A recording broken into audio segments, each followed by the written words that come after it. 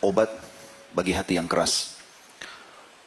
Yang pertama sekali adalah membaca Al-Quran. Tentu dengan tadabbur. Dan tadabbur ini artinya berusaha memahami maknanya. Kita mungkin dengan terjemahan ya. Dibaca. Dan dalam tadabbur Al-Quran ini minimal 10 ayat per hari. Makanya para sahabat mengatakan ridwanullahi alaihim, kami tidak pernah melewati sehari kecuali kami sudah mempelajari 10 ayat Al-Quran. Dengan memahami maknanya. Kemudian yang kedua adalah sedikitnya makan. Mengurangi porsi makan. Boleh makan tadi kita bilang, tapi porsinya dikurangi. Dalam arti kata, coba makan pada saat dibutuhkan. Misal kita lagi lapar, lagi butuh. Kebetulan bertamu di rumah orang. Gitu. Kalau enggak ya sudah. Karena banyaknya makanan masuk, berarti kita seperti mensuplai makanan banyak, membuat akhirnya badan merasa sangat rileks. Akhirnya banyak tidur dan banyak rentetan yang lain. Kemudian yang ketiga, sholat malam. Dan ini adalah sudah umum tentunya. Umumnya kita bangun, sholat malam, beribadah kepada Allah Subhanahu Wa Taala. Karena sholat sunnah yang paling afdal setelah sholat wajib adalah sholat qiyamul lail. Dan ini kebiasaan orang-orang saleh. Sudah menjadi kebiasaan mereka. Tidak mungkin lewat satu malam kecuali sholat malam. Dan Nabi SAW saking rutinnya kerjakan sholat tahajud itu sampai-sampai kalau beliau kelewatan tidur misalnya bangun sudah azan subuh, maka beliau SAW mengerjakan sebelum waktu duha 12 rakaat. Yang tadinya sholat malam 11 rakaat. Kemudian yang keempat adalah mendekatkan diri kepada Allah di waktu sahur atau di waktu menjelang subuh dengan doa. Jadi doa secara khusus di waktu itu diperlukan. Itu untuk melunakkan hati. Karena orang lebih khusyuk, lebih segala macam. Dan yang kelima, duduk dengan orang-orang soleh. 5 hal ini digabung di satu statement yang disampaikan oleh Ibrahim Al-Khawwash atau Khawwas rahimahullah. Beliau mengatakan dawa'ul qalbi khamsu asya. Obat hati yang keras ada 5. Qiraatul Quran bit tadabbur. Membaca Al-Quran dengan tadabbur. Wa khala'ul batan. Mengosongkan perut. Nanti kata membatasi makanan tadi. Wa qiyamul lail. Selalu rutin bangun sholat malam. Udah nggak boleh lagi lewat malam kecuali antum sholat. Walaupun cuma 2 rakaat. Nanti kalau sehari, 2 hari, seminggu, sebulan terbiasa, kita akan rasakan kenikmatannya dan sudah menjadi sebuah pola. Pada saat itu syaitan sudah nggak bisa goda kita lagi. Karena kalau kita masih stuck di satu tempat, saya pernah kasih gambaran untuk kita sama syaitan itu seperti orang yang mau lomba lari. Kalau kita masih diam di tempat garis start, maka dia berleluasa untuk menjatuhkan semangat kita. Kau nggak bisa, kau begini, segala macam. Tapi kalau kita mulai lari, walaupun lari kecil, dia kalau mau menggoda kita, dia harus juga berlari. Dan harus supaya dia bisa menggoda kita, atau mengalahkan kita, dia harus lebih cepat dari kita. Kalau antum berlari kencang, maka dia akan lebih kerepotan. Maknanya apa? Lakukan ibadah itu dulu. Rutinkan. Nanti kalau dia sudah tercintakan dalam jiwa, sudah terbiasa, jadi nyaman, akhirnya jadi kebiasaan. Dan itu syaitan sudah sulit untuk goda. Yang keempat, وَتَضَرُّ عِنْدَ السَّحَرِ.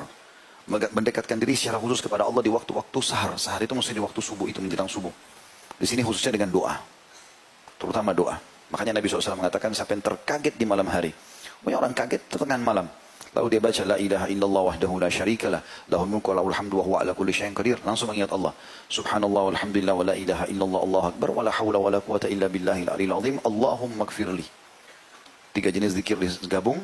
La ilaha illallah wahdahu la syarikalah sampai akhir. Subhanallah walhamdulillah wa la ilaha illallah akbar. Dan wa la hawla wa la quwata illa billahil aliyil azim. Lalu ditambah dengan satu pendek doa. Allahumma gfirli. Ya Allah ampunilah aku. Apa kata Nabi SAW? Maka akan diampuni semua dosanya yang lalu. Kalau dia berdoa, diijabah doanya. Dia memohon ampun, diampuni dosanya. Maaf, kalau dia sholat diterima. Ya, jadi ini resep yang luar biasa. Kemudian yang kelima beliau mengatakan, wa mujalasatus shalihin. Dan duduk ya, bersama orang-orang saleh. Ya, jadi berteman sama mereka, dan itu sudah pernah saya bilang teman-teman sekalian. Yang kita harus garis bawahi adalah berteman itu orang saleh dan saleh di majelis ilmu, di masjid. Tidak akan kita temukan mereka banyak di jalan atau di pasar-pasar. Di majelis begini, lihat kalau ada orang baik, orang soleh dan soleh depan kita, kenalan, laki-laki sama laki-laki, perempuan sama perempuan, kemudian jadikan dia sebagai sahabat kita. Imam Ahmad punya sebuah statement berhubungan dengan masalah ini. Di antara statement yang dijelaskan itu adalah, dengan apa, waktu beliau ditanya, dengan apa hati bisa jadi lunak? Maka kata beliau, Wahai anakku, kepada orang yang bertanya, dengan makanan yang halal. Maknanya, kalau kau pun harus makan, makan dari sumber yang halal. Ya. Sehingga betul-betul bisa selamat daripada masalah tadi. Kemudian yang selanjutnya, yang keenam ya, tadi kan sudah 5 ya. Sebenarnya poin 1 tapi ada 5 hal disebutkan tadi. Tapi saya sudah gabungkan 5. Berarti yang keenam sekarang adalah rutin menghadiri majelis ilmu. Seperti insya Allah untuk menghadiri seperti sekarang. Akan beda iman kita sebelum hadir dan sesudah hadir. Ini sudah masyhur, gitu kan. Dan para sahabat sangat merindukan majelis Nabi SAW. Sampai dalam sebuah riwayat Sahih riwayat Bukhari, Irbat ibn Sariyah yang masyhur radhiyallahu anhu mengatakan, suatu hari kami pernah mengerjakan sholat bersama Nabi SAW. Kemudian setelah sholat beliau menghadap ke arah kami lalu mengingatkan kepada kami peringatan yang melunakkan hati-hati kami dan membuat mata-mata kami menangis. Ya. Jadi memang majelis ilmu itu manfaatnya besar sekali. Jadi kalau antum bubar dan majelis ilmu ini merasa lebih dekat dengan Allah, lebih takut, takut berbuat maksiat, lebih semangat buat ibadah, itu efek ilmu. Kalau sekali antum hadir sejam 2 jam begini bisa berefek, bagaimana kalau setiap hari hadir? Bagaimana kalau setiap saat dengarkan? Yang ketujuh, sering berziarah kubur dan mengingat kematian.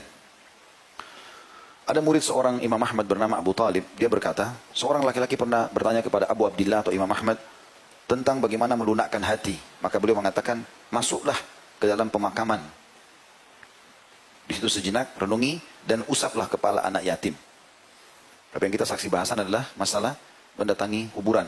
Sa'id ibn Jubair rahimahullah berkata, dan Rabi ibn Abi Rashid berkata, "Lau faraka dzikrul mauti qalbi sa'a khasyitu an yafsuda qalbi."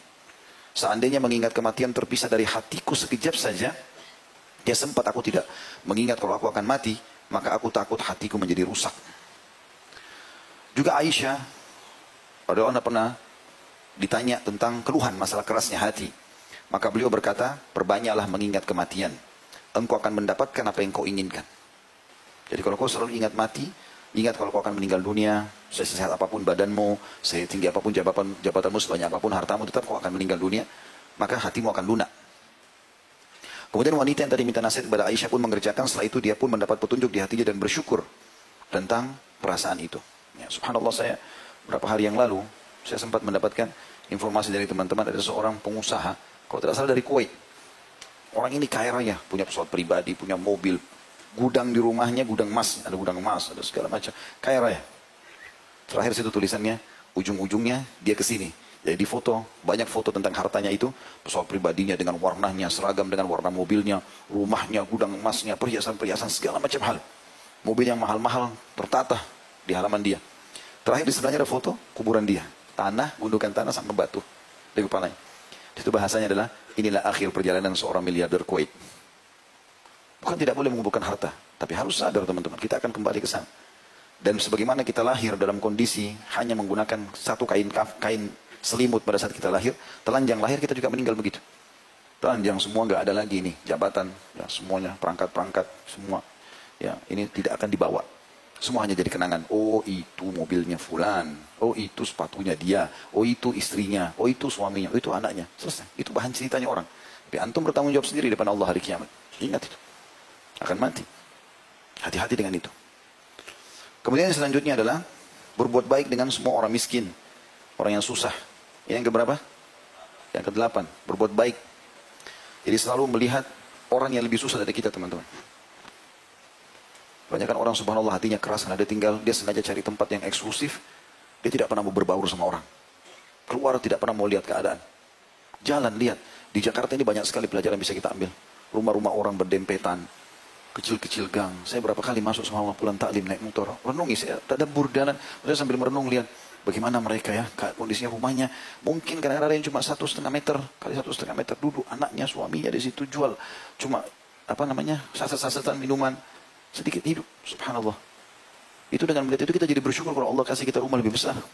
Ada orang yang jalan kaki, ada orang yang dorong gerobak. Ada orang subhanallah pernah dorong gerobak, saya temukan di daerah Pancoran. Gak ada sendalnya. Diambil bekas botol minuman, botol air mineral, itu digepengin sama dia. Di lubang bagian depan dekat kepala tutupnya itu, dipakai jadi sendal. Jadi dia jalan itu bunyi-bunyi sendal. Gak ada sendalnya. La haula wala quwata illa billah. Tapi ada orang atau banyak orang yang hatinya keras. Lihat orang begitu, nggak ada lunak hatinya, bantu ya akhi. Allah perlihatkan mata kita ke orang begitu itu untuk kita bantu. Bukan cuma lewat, oh ya sudah, orang miskin, udah. Ada orang dulu di pinggir jalan, jelas bajunya kotor, jelas mengulurkan tangan, jelas ada kotaknya. Wah, kayaknya pura-pura, kayaknya anak pinjaman, kayaknya begini. Bernegosiasi sama syaitan. Tugas kita kalau ada kesempatan ibadah, eksekusi, bukan negosiasi. Hah? Ada kesempatan langsung kasih. Dan usahakan antum berlomba dengan siapapun. Ada orang miskin, jangan tunggu orang lain memulainya, antum memulainya. Karena kalau kita memulai dan orang lain ikuti, kita akan panen pahala mereka semua. Kan begitu di zaman Nabi SAW kan. Waktu Nabi lihat orang-orang miskin datang, bajunya, badan mereka kurus, wajahnya sampai merah hitam-hitaman. Nabi sudah tahu orang miskin makan minta. Nabi naik ke mimbar, motivasi para sahabat, ayo bersedekahlah, ayo beginilah, ayo begitulah. Tidak akan berkurang harta seorang karena sedekah. Semua sahabat semangat. Tapi diam, nggak ada yang berdiri. Ada satu sahabat dari belakang, maju langsung. Dia taruh kain, lalu dia mengatakan, ya Rasulullah, dikorek kantongnya semua. Ini sedekah saya. Waktu lihat orang ini satu buat, satu masjid datang, pada nyumbang semua.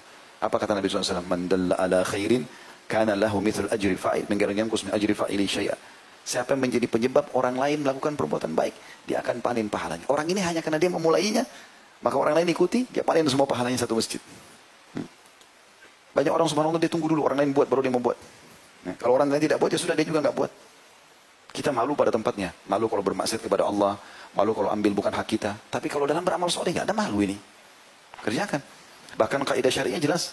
Dalam hal ibadah kita harus mendahulukan diri kita dari orang lain. Kerjakan dulu baru ajak orang lain. Saat pertama kosong masuk dulu. Jangan bilang silakan Pak. Dia di saf kedua. Orang lain masuk surga atau dapat pahala lebih banyak, dia sedikit. Hah? Ini pernah saya kasih contoh gitu. Antum lagi naik mobil sama teman. Ada orang miskin, ketuk-ketuk kaca. Dibukalah. Teman antum menyumbang. Apa yang antum lakukan biasanya? Oh sudah, teman saya kan sudah bantu. Ya akhi, dan ukhti, lihat teman antum, dicatat pahala antum sendiri, cuma lihat. Seakan-akan, oh nanti dia dibalas surga, saya cuma lihat saja. Ikut, kasih. Kalau perlu kita duluan, itu orang miskin, berhenti dulu sebentar, kasih. Teman kita ikut, kita dapat pahala dia. Bersaing dalam itu. Itu yang Allah sebutkan dalam Al-Quran, wa fi dzalika falyatanafasil mutanafisun. Disitulah orang-orang mukmin harus saling bersaing dalam mengejar pahala itu.